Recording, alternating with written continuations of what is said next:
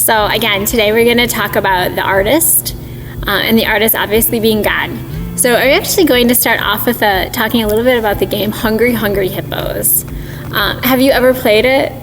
You know, that game where you're trying to get as fast as you can for that hippopotamus to be able to get as many marbles as possible?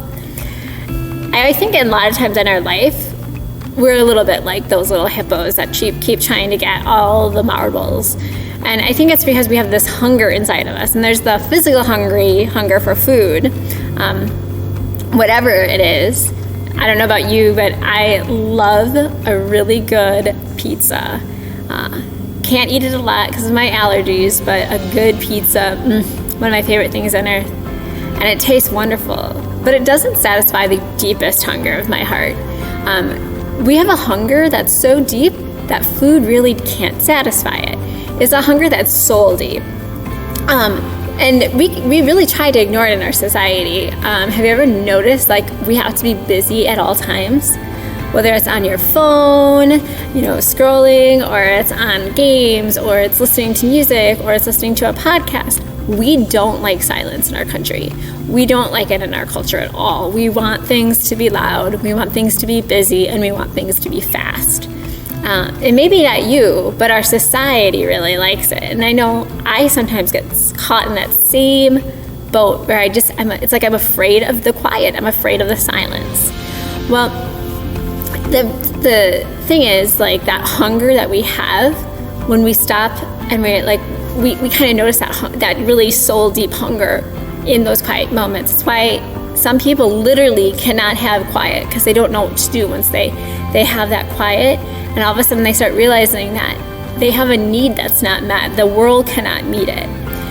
This desire is from God, and we have it in our hearts. It's etched into our hearts because we're created by God and for God.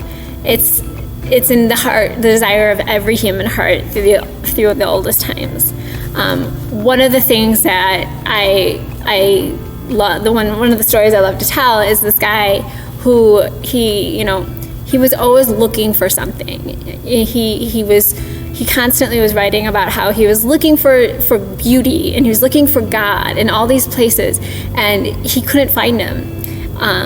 And one of the things that he was saying, he's like, he had these, we'll call them appetites for the things of the world.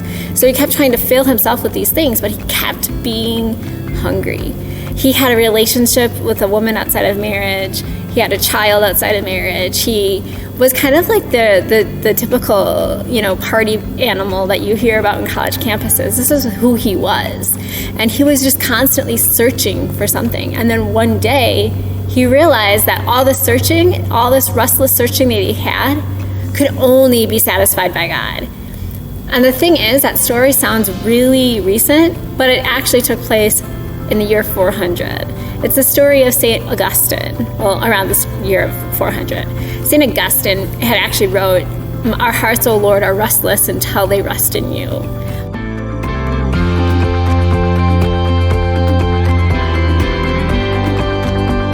Or trying to fill the God-shaped hole in your heart with something other than God is like trying to fill the Grand Canyon with marbles. And so this searching that we're looking for, this God-shaped hole that we have in our soul, it only happens when we allow God to come in, that it can be filled.